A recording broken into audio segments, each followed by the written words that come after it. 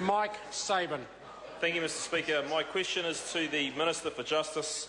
What new initiatives is the government undertaking to fight crime and drug addiction?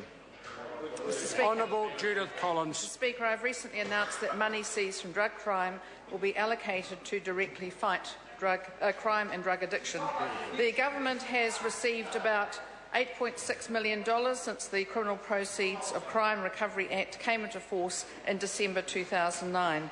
The decision to allocate the proceeds of crime to fighting drug addiction was part of the Methamphetamine Action Plan, so that profits in the drug trade will be used to reduce the harm from drug addiction. Mr Speaker, reducing drug addiction directly supports crime reduction and helps to make our community safer. Supplementary. Supplementary question, Mike Sabin. Thank you, Mr Speaker. Supplementary to the Minister. How will the funds from the proceeds of crime be allocated? Honourable Judith Collins. An interagency committee on drugs will assess bids from government agencies and will make recommendations. The Prime Minister will make the final decision on which projects are to be funded.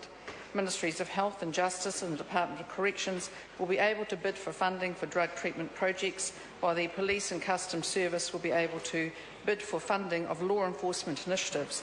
Agencies will need to show how their proposed initiative will reduce drug harm and break drug supply chains by tackling organised criminal groups dealing in drugs.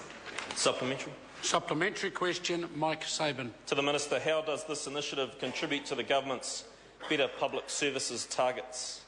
Honourable Judith Collins. Mr Speaker, this government is making excellent progress towards achieving its better public services targets.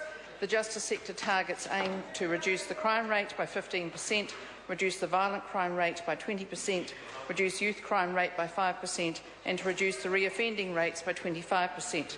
Combating drug addiction and organised crime will directly assist the justice sector in its efforts to achieve these targets and to help make New Zealand a safer place for all of us. Question number 11, the Honourable Trevor Mallard. Mr Speaker, my question is to the Minister of